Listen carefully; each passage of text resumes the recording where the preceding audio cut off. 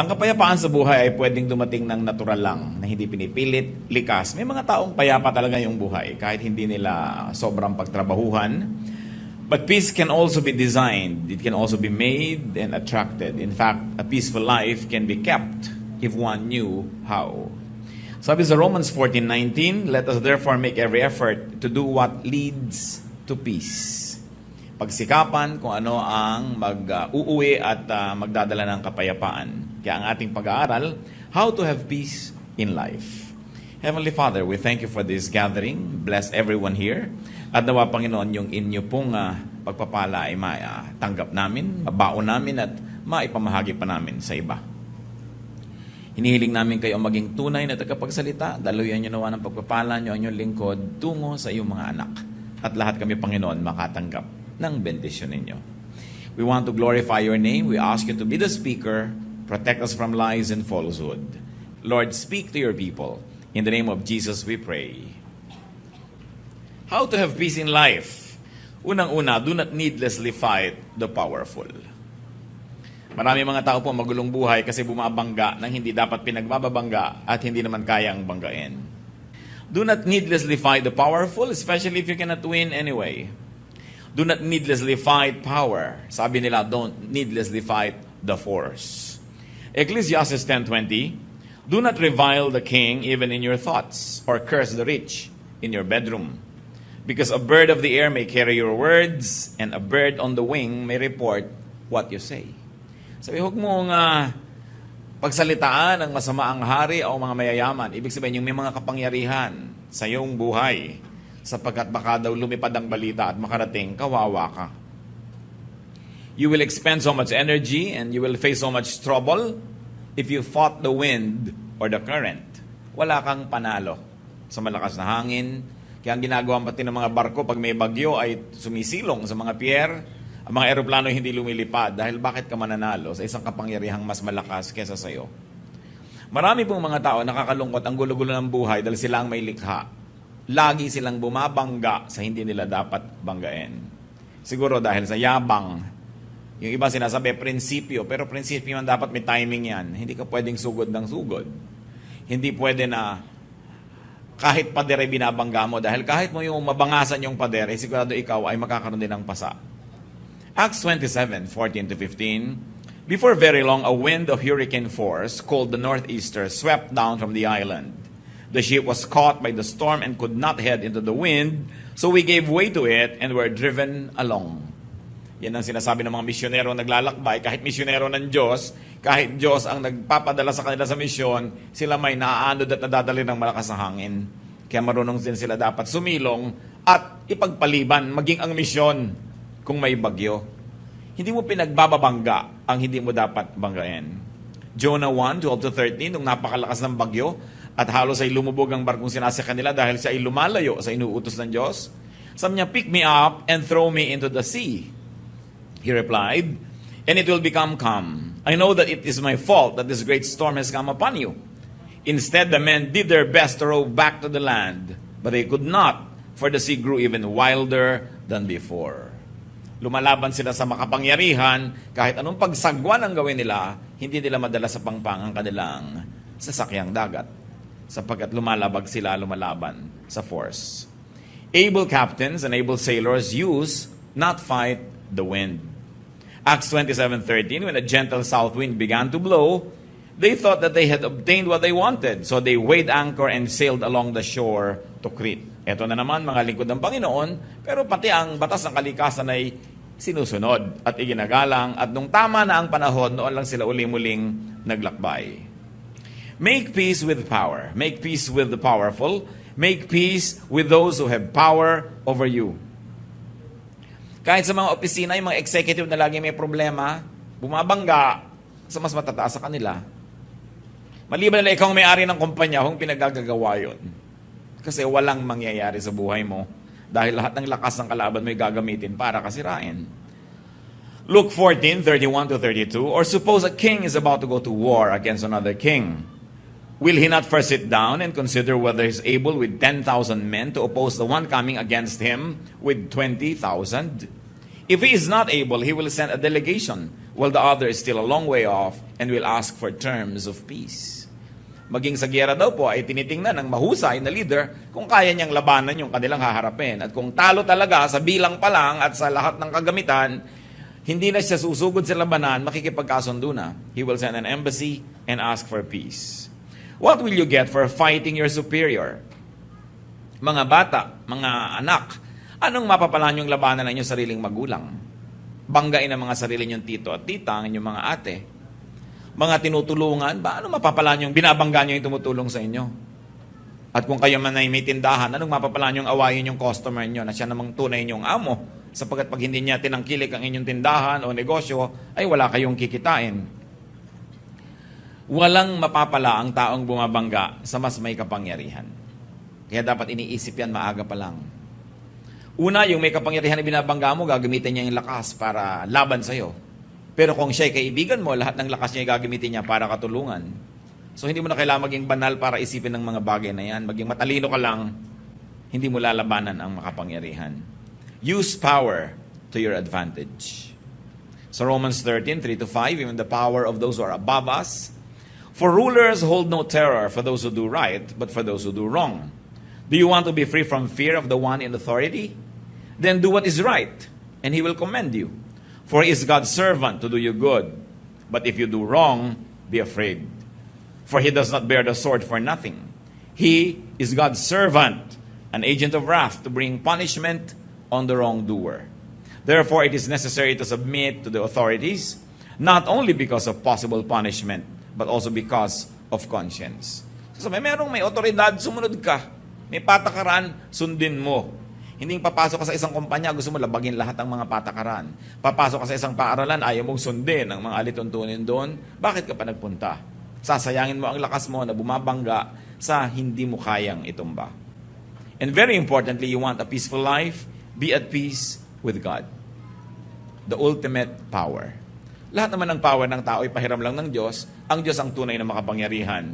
So ano mangyayari sa'yo kung nagtatampo ka sa Diyos, nagagalit ka sa Diyos, nagdadabog ka sa Diyos, nagwo-walk out ka sa Diyos? Wala kang panalo doon. Masasaktan ka lang, mahihirapan, at pag hindi mo na kaya, susuko ka rin. It's useless.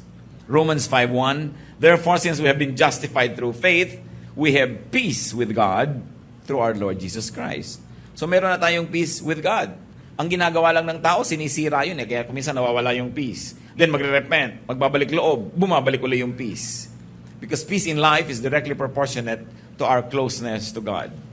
And of course, it is most useless to fight God. Walang nananalo sa hangin. Sa Diyos pa kaya. Isa pa po na dapat nating tandaan para magkaroon ng tahimik na buhay, do not be number one. Do not be the first.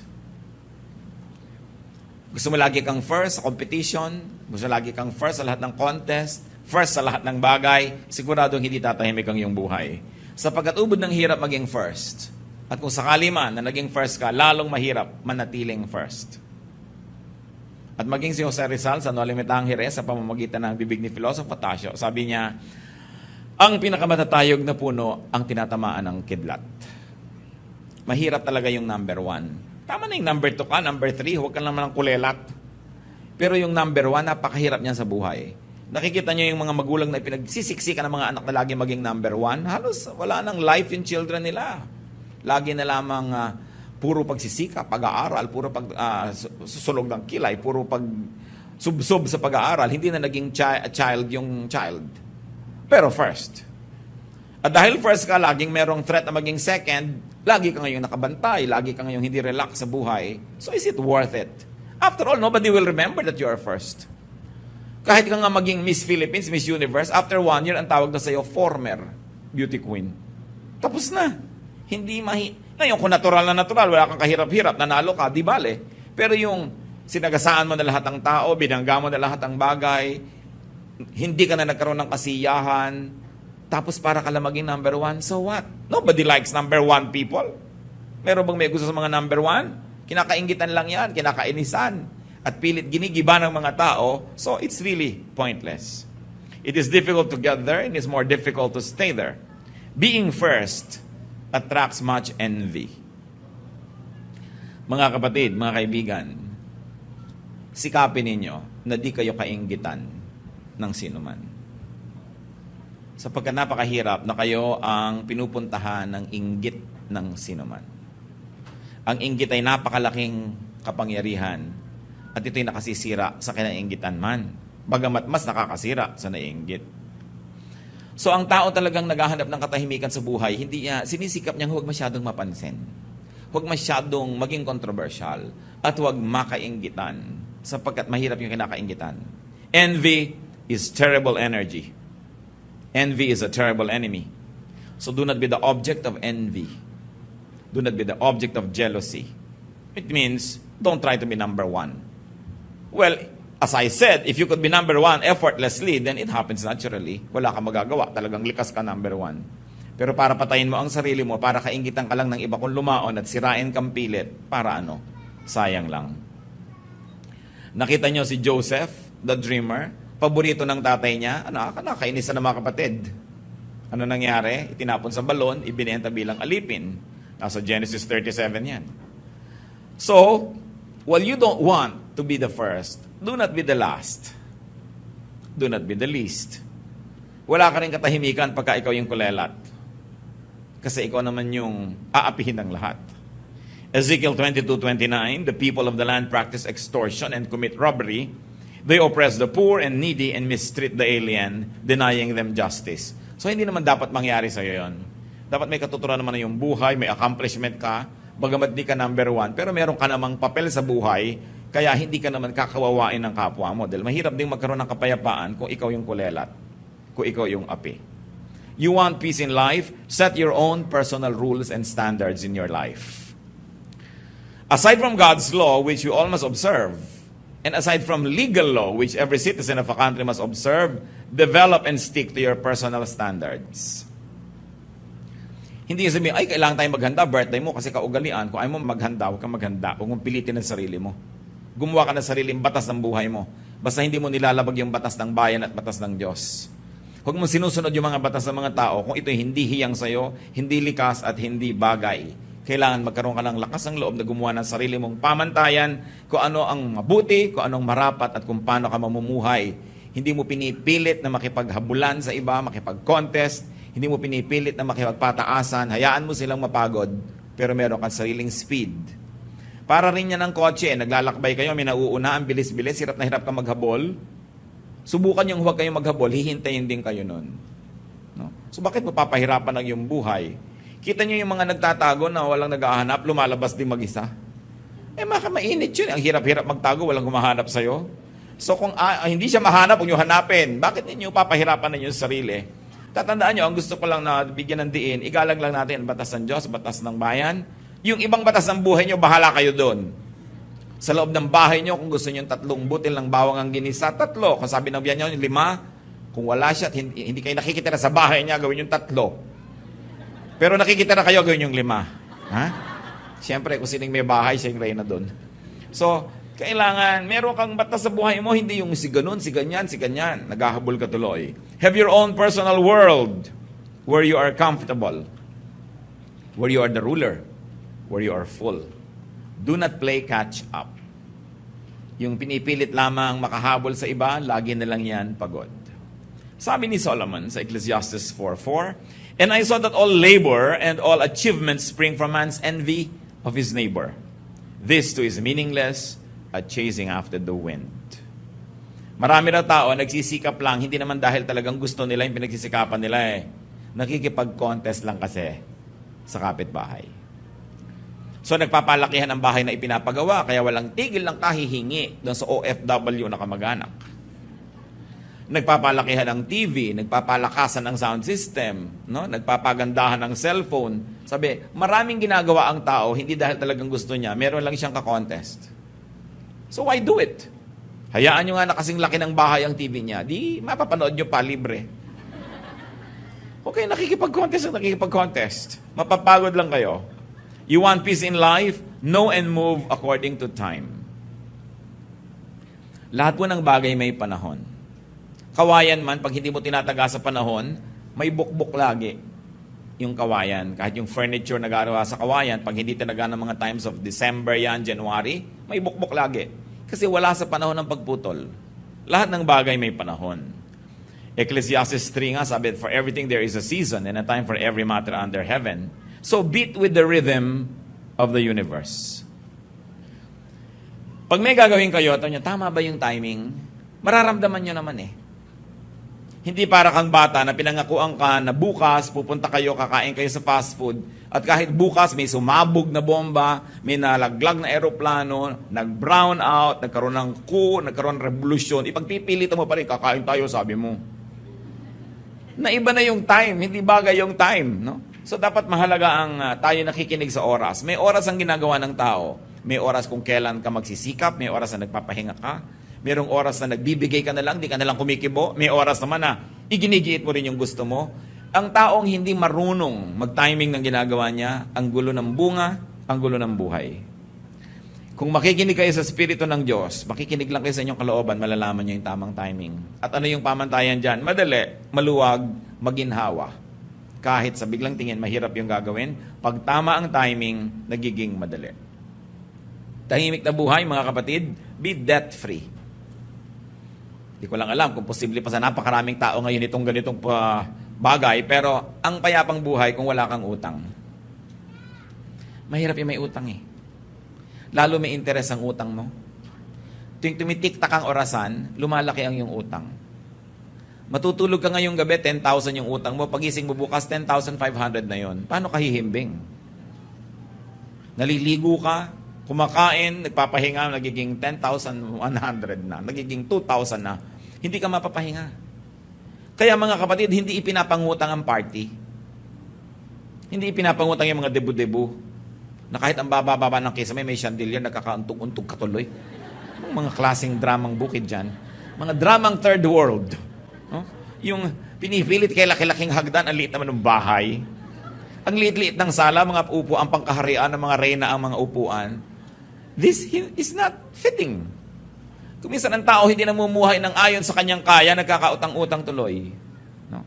Pinipilit magpaaral sa sobrang mamahal ng mga paaralan, hindi naman kaya, anong magagawa mo? Kakanda utang-utang ka. Although, yung pagpapaaral naman is good investment.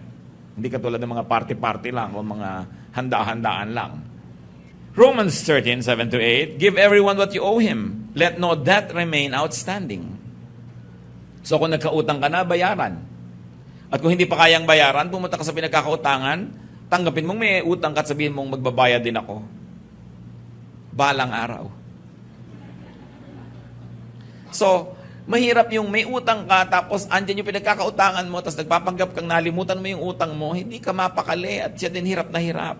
Hindi ka magkakaroon ng katahimikan. Kaya, una, iwasan magkautang at kung meron na sikapang babayaran yan. Kung hindi pa po kayang bayaran, lagi lamang i-acknowledge. Kasi kung minsan naman, yung pinagkakautangan natin, yun lang ang gusto madinig na hindi mo tatakbuhan, na hindi mo nalilimutan.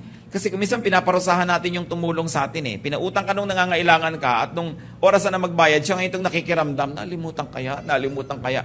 This is not how you deal with people who help you. No? Hindi ka magkakaroon ng kapayapaan. At mga kapatid, isa pa ito, very biblical, don't be a guarantor. Yung mangungutang siya, ikaw magagaranti. Pag tumakbo siya, ikaw nga habulin. Paano ka matatahimik nun? Sasabihin nyo, kasi masisira ang pagkakaibigan namin pag hindi ako nag-guarantee. Pagka tumakbo na rin yan at hindi niya binayaran, masisira na rin yung pagkakaibigan nyo. May bayarin ka pa. Di sirain mo na maaga. Wala ka pang utang. Dahil ang dami na magkaibigan nagkasira dahil dyan. 99% magkakasira kayo. Ngayon, kung ayaw nyo akong pakinggan, siguro naman makikinig kayo sa salita ng Diyos. Proverbs 6:1-5.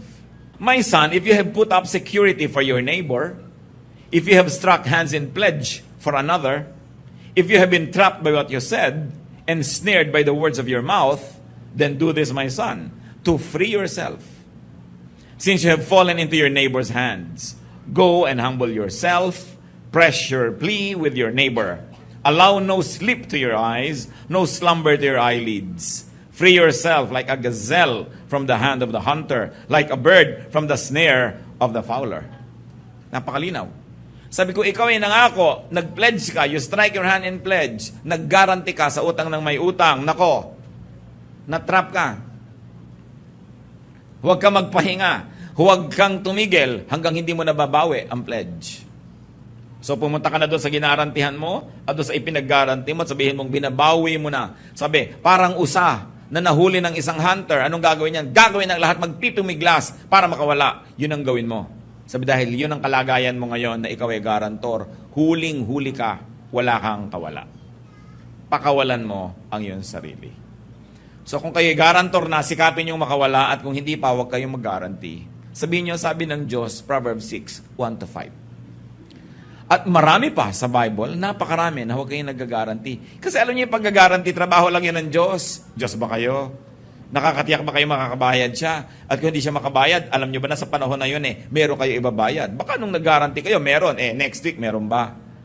Sabi, ang mga taong magiging tahimik ang buhay, hindi nakikialam sa ganyan mga transaction ng iba. Nananahimik ang buhay mo, hindi ka nga nangungutang, kakalad ka rin ka ng iba sa gulo dahil sila tong nangungutang. Bakit mo gagawin yan sa buhay mo? At kung hindi ka na nila kaibigan dahil hindi mo ginawa yun, hindi mo sila tunay na kaibigan, so huwag mo nalang i-maintain yung friendship na yan. It's useless. Proverbs 11:15, he who puts up security for another will surely suffer. But whoever refuses to strike hands in pledge is safe. Yung strike hands in pledge, tradition nila yan. Kung ano man yung gesture of striking hands, ibig sabihin, pag ginawa niya yon, guarantor na siya. You want a peaceful life? Do not be quarrelsome. Dapat di ka pala away. Proverbs 17:19, he who loves a quarrel loves sin. He who builds a high gate invites destruction. So huwag ka mag-invite ng negative attention and very especially, do not be quarrelsome. Pinapalampas mo na lang yung mga gusto mong away. Hindi ibig sabihin na hindi ka na lalaki o hindi ka natuloy na babae dahil hindi mo pinatulan. Sapagkat maraming hindi pinapatulan ng tao kung gagawin niyang tahimik ang kanyang buhay. Pero kung magulo ka, lahat na lang nang nakatingin sa'yo. Ba't ka nakatingin? Gusto mong away? Mga ganyan. Talaga mapapaaway ka lagi. Dapat tahimik. At lagi kong pinapag-alalahanan ng mga kababaihan. Lalo't kasama nyo inyong asawa, kasama nyo inyong anak na lalaki, kasama nyo inyong tatay o tiyo. Be very modest, especially sa mga kalsada. Kasi pag may biglang kumalabit sa inyo, at may biglang dumakma sa inyo, ipapasubo nyo yung inyong menfolk na ipagtanggol ang inyong dangal at siya mapatay pat masaksak ng iba dahil kembot kayo ng kembot sa kalsada. So kayo ngayon ang naging dahilan kung bakit namatay ang inyong kamag-anak. Ngayon, kung sakasakaling kasama nyo, may kumikindat sa inyo, huwag mo sabihin, Daddy, may kumikindat sa akin. Huwag ka na lang tumingin at ayain mo na yung kasama mo sa iba, isusubo mo pa yung asawa mo sa gulo, tapos iiyak-iyak kapag namatay. So don't invite trouble. Live a peaceful life. Yung iba makatawa lang, hinihinging mabaril sila ng kapwa. Ang lakas tumawa. Kakanta ng mga karaoke'ng sabsakan ng sinuntonado, napapaaway, saksakan. Hindi ba ang daming namamatay sa ganyan? Mga uri ng pamumuhay na nang-a-attract ng gulo. Alam nyo, liban na lang kayo on duty, may trabaho kayo. Kung nasa labas pa kayo ng bahay after 10 p.m., ang totoo no, naghahanap kayo ng gulo.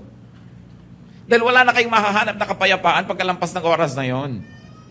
Lahat na ng mga lasing, mga desperado, yung mga mandurukot na wala pang nadukot gabi na, kahit mata nyo, dudukutin na rin yan dahil wala nang maiuwi Napakalat-kalat pa kayo gabi na.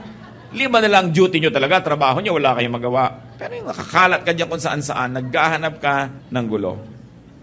Lalong-lalo halimbawa, ang mga asawang palaaway. Sabi sa Proverbs 21:19, better to live in the desert than with a quarrelsome and ill-tempered wife. Mabuti pa daw tumira ka na lang sa disyerto kasi bungangera ang asawa mo. Bunganga ng bunganga. Ang tahitahimik, ba't di ka sumagot? Ba't di ka sumagot? Pag sumagot ka naman, aawayin ka lalo. No? Kaya kung isa, nabaril mo bigla, nakulong ka patuloy. Sabi, dapat tahimik ang buhay. Alam nyo, ang nakakapagtaka, mga kapatid, yung mga mag-asawa na mahigit ng 3-5 years na mag-asawa, tas away pa rin ang away, hindi na ba kayo matututo? Hindi na ba kayo matututong makisama sa inyong asawa, makitungo? Hindi nyo na ba alam kung kailan kayo dapat kumibo at hindi? Hindi nyo na ba alam kung kailan kayo dapat magbigay? Yung ano ba yung bagay na hindi niya isusuko, so ibigay nyo na lang? At yung bagay na hindi nyo naman isusuko, ibigay niya sa inyo? Pagka more than 5 years na kayo mag-asawa at hindi pa kayo tumitil magbangayan, maghiwalay na kayo. Wala kayong pag-asa.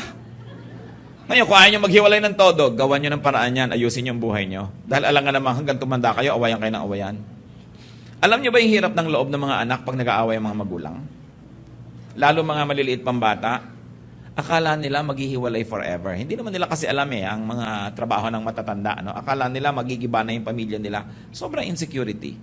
Kaya sinasabi ko yan, siguro first 2-3 years, nag-a-adjust pa kayo sa isa't isa, nag-aaway kayo.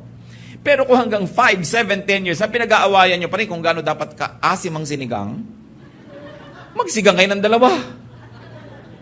Pinag-aawayan nyo pa rin kung anong papanoorin nyo sa TV, magdalawa kayo ng TV o magbigayan kayo. Pinag-aawayan nyo kung electric fan ba, tatama sa inyo o hindi. Sa kisame ba o sa inyo? Gaano kalayo, kalamig ba dapat ang aircon kung meron kayong ganun? Kung pinag-aawayan nyo pa yon, I'm sure that you are not making any effort at all to adjust.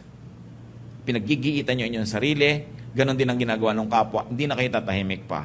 You want a peaceful life? Like transcontinental trains, don't stop at every station. Dapat may pinapalampas. Maraming pinapalampas. Another way to have peace in life, be free from needless attachments. Sabi ng 1 Peter 2:16, live as free men. Huwag kayong magpaalipin sa maraming bagay. Yung hulugan, alipin ka niyan Dami mong babayaran, no? Mga bisyo, naalipin ka niyan. Yung sali ka ng sali sa gulo ng iba, na-involve ka. Limit the things and limit the people that can affect you. Dapat konti lang. Pag may mga tao na laging magte-text sa inyo at yung tatawag, yung darating may dalang gulo, ilimit nyo ang pakikitungo sa kanila. Kasi gulo ang dadali nila sa buhay nyo. Do not get involved in many things and in many issues. Kung minsan may nagte-text, hindi ka nasasagot. Magte-text pa, hindi ka sumasagot. Text pa ng text, hindi ka sumasagot. Sabi mo na, ang di ko pagsagot ay sagot. Ibig sabihin, ayoko makipag-text sa'yo. Gets mo? Hindi ka na nga sumasagot, hindi ka patitigilan, ano? So, diretso nyo na yung mga ganon. Kasi may mga tao talaga na nakakapagsisit na kilala mo. Meron. Yung mas tahimik sana ang buhay mo kundi sa pumasok sa iyong buhay. So, nung na-realize mo yun, dapat unti-unti mo na siyang i-face out, ipwera. Kasi may mga tao, there are vexations to the spirit. Mag-isip kayo, sino mga vexations sa spirit nyo? Nananahimik kayo, may biglang darating. Siguro kapatid nyo yon, kung minsan nanay nyo yon.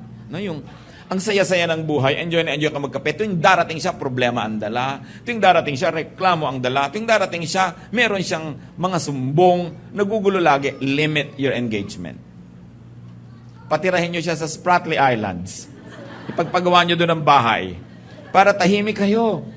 Alam niyo yung mga magkakamag-anak na sobrang magkakalapit ang mga bahay? Nako, impyerno yan. Kung emergency, nagkakatulungan, pero hindi naman laging emergency. Kadalasan, nag-away yung mag-asawa, nakalipat na sa'yo. Mamaya, yung isa ang lilipat sa'yo, pinipilit ikaw ang kumampi sa kanya. Ang gulo-gulo. Alam niyo, mga kamag-anak should be near enough, but far enough. No? At kung mga magkakapatid, halimbawa, naisipin niyo tumira kayo together in one compound, dapat may kanya-kanya kayong gate. Kung ayaw mo kausapin yung isa, dito sa kabila dumaan, di ka na oobliga. Kasi ang hirap-hirap na ayaw mo makita yung mukha niya, pero dadaka sa harap ng bahay niya. No? Naninigas ang leeg mo sa pagtingin sa halaman para hindi mo siya mapansin. Kung ganito ang kalagayan nyo at kakayanin nyo rin lang, set yourselves free. Why? Kahit may eternal life, in this world, you have only one life to live. Sayang ang buhay mo kung naubos sa konsumisyon. Kung naubos sa inis. Kung naubos sa pagtitimpi. Hindi ganon ang disenyo ng Diyos para sa ating buhay. So, do not indulge in gossip. Kung merong pinakamabilis na daan para malagay sa gulo, sumali ka sa mga chismisan. Pag nagbarilan, isang bala para sa'yo. Pagka nagkademandahan, nakasangkot ka. Pag nagsitahan, ikaw ang pinupuntahan din. Kaya yung mga mahilig sa chismis, ang totoo nun, naguhukay sila ng kakahulugan din nila later. Proverbs 20:19, a gossip betrays a confidence, so avoid a man who talks too much. You want peace? Fly high. Ano yung ginagawa ng mga eroplano pag may bagyo? I-announce ng captain, we are experiencing turbulence. We're going to fly, let's say, 5,000 feet higher. We will fly above the storm. Yung storm kasi dito lang malapit sa earth magulo. Pagkalampas nun, tahimik ka na sa ibabaw nun Kaya kung kayo ay sanay na maglakbay, nakikita nyo, tahimik na tahimik ang eroplano. Pero pag magla-landing na, nakakahilo, natatagtag ang eroplano. Kasi bumababa na mababa na kasi. So dapat mataas. Alam niyo naman siguro ang kahulugan ng talinghaga na yon. Tulad ng Panginoong Jesus, Mark 14:60-61. Then the high priest stood up before them and asked Jesus, "Are you not going to answer? What is this testimony that these men are bringing against you?" But Jesus remained silent and gave no answer. Useless na makipagtalo siya sa mga ito, hindi rin maiintindihan, walang nararating, so he did a class act. Hindi siya sumagot. Hindi lahat ng tanong sinasagot. Hindi lahat ng mga hinihingan ng reaksyon ay binibigyan ng reaksyon.